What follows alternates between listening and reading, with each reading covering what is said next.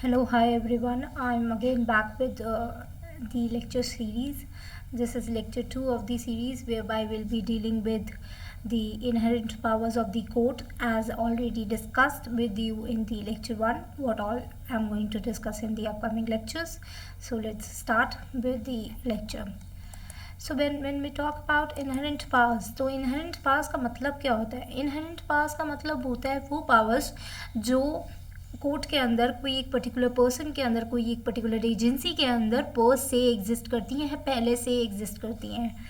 जैसे कि एक इंडिविजुअल के अंदर हमारा right to life, right to personal liberty, right to education और all those fundamental rights which are very much necessary in order to live in the particular world is required, is very much inherent since the very birth, since the very inception. So ऐसे ही होती हैं inherent powers. Inherent powers भी agency के अंदर, court के अंदर पहले से होती हैं. It is just as the CRPC has expressed those particular powers in the provision under section 482. Now let's read the bare act. Nothing in this code shall be deemed to limit or affect the inherent powers of the High Court to make such orders as may be necessary to give effect to any order under this code, or to prevent the abuse of the process of any code, or otherwise to secure the ends of justice. Now, one question which comes up to my mind is why we are using this word nothing over here.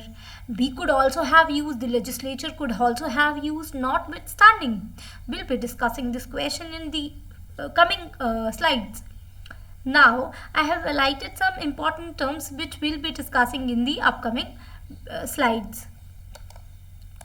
Now, what do you mean by inherent powers, as already told? So, what is the purpose behind creating this provision of inherent powers of High Court? The purpose of inherent powers is to secure the ends of justice. There are situations where the express provisions might not be sufficient, or maybe that they are silent, or it might be a situation where there is no such provision available. Then in that circumstances, in order to do justice, in order to provide justice, in order to promote justice and secure those ends, the court give orders using its inherent powers. Now, when we talk about inherent powers, there are some legal maxims connected to those inherent powers provisions.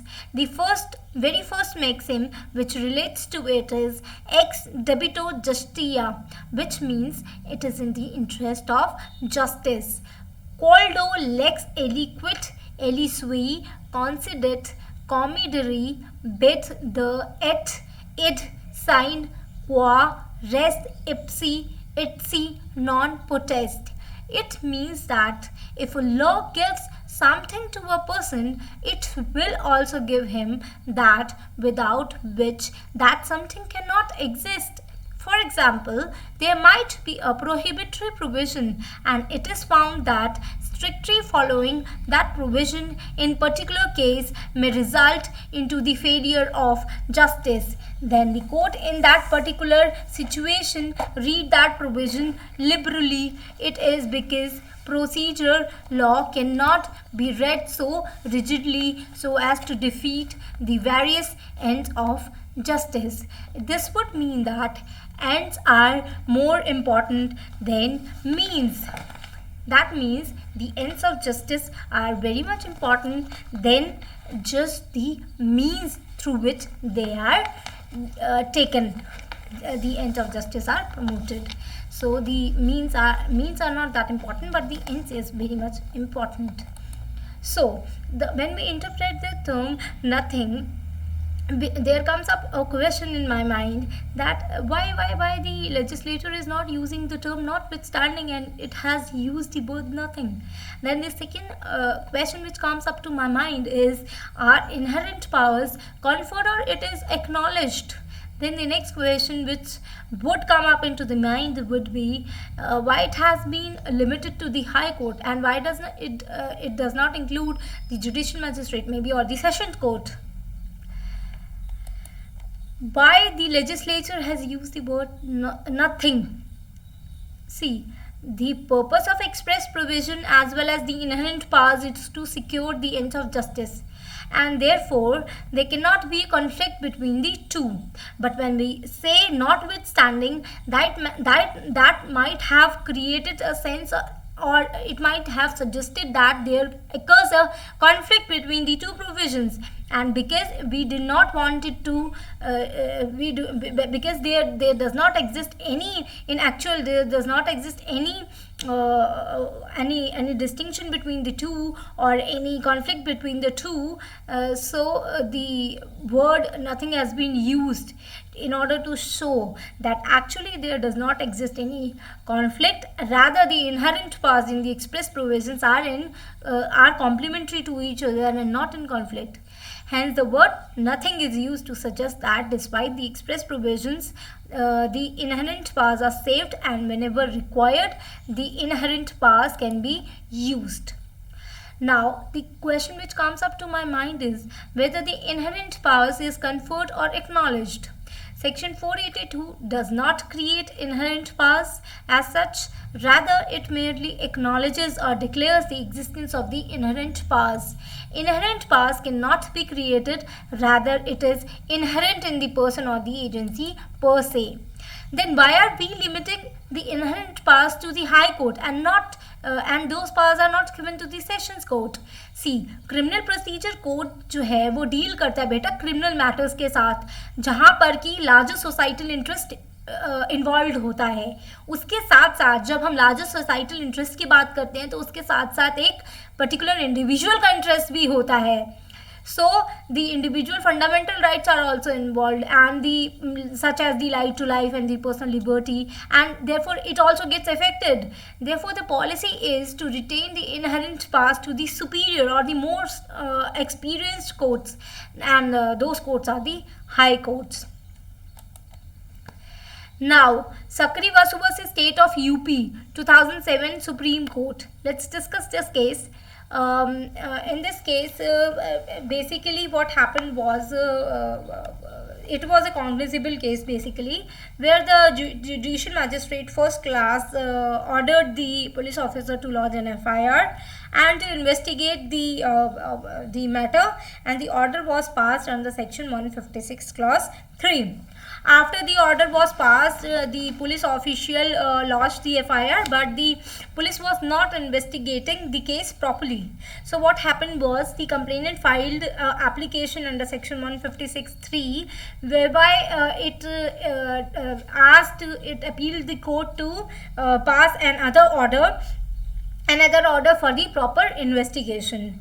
The court held that every time you cannot go to the High Court for passing of such ancillary orders, which is required to make the first order work. So in that circumstance, magistrate.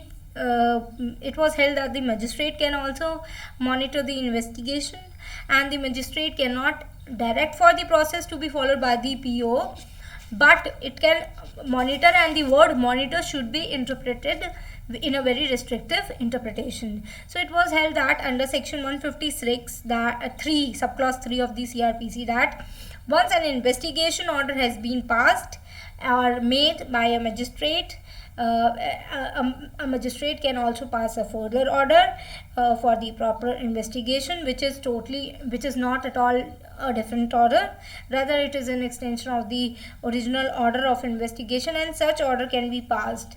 And the court in this case, however, also held that the magistrate has the power to monitor the investigation. However, the word monitor here has to be given a restrictive interpretation. Monitor cannot mean to supervise the duty, the day-to-day activity of the PO, but it rather would mean that the magistrate can keep an eye on the investigation and can ask the PO to basically do the proper investigation, and those orders can be passed in order to do with the particular order so that the justice can be done. So in this particular judgment was a two bench judgment, whereby judgment was delivered by Justice Markandeya Karju.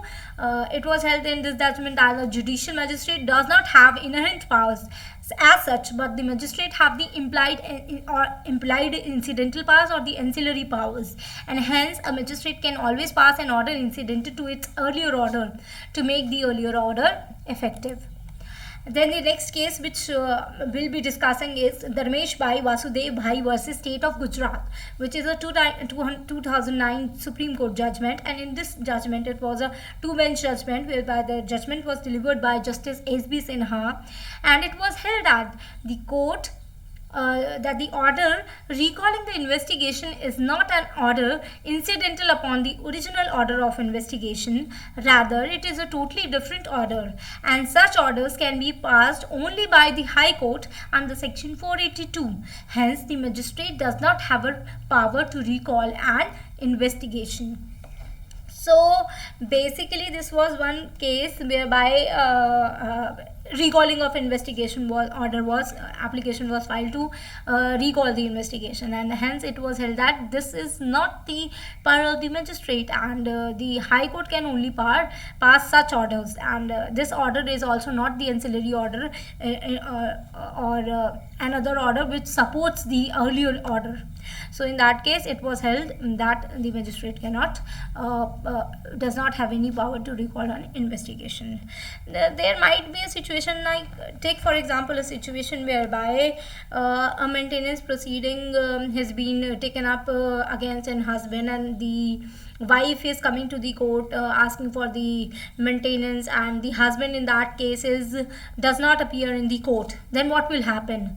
Then what the magistrate will do? He's been given summons, he has been issued warrants also, and still the husband is not coming. And once the warrant, and then again warrant also, another warrant was also sent, but it came unserved. Then the next time again one more warrant was sent, but still the husband did not turn up. Then now what orders can magistrate make? Can a magistrate may pass an order stating that a heavy fine would be imposed if the husband is not produced by the particular police official where the husband needs to be to come.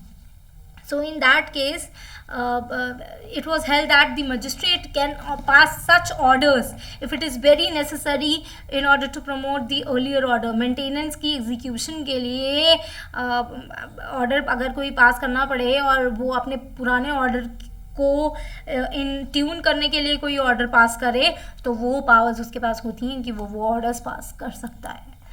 Now there are instances of the exercise of inherent powers. So the following are the instances which are where the inherent powers of the High Court can be exercised. It can be exercised in to remedy a grave and clear injustice. It can be exercised in order to entertain applications which are not contemplated by the court. When a clear mandatory provision of law is overlooked, in that case also inherent powers could be used. And to exempt an accused from appearing in court, in that sense, in that situation also, High Court can use the inherent powers. It can also use the inherent powers to make an order that an appeal may be reheard in a proper case where a party who is entitled to be heard has not been heard without there being any fault on the part of the party.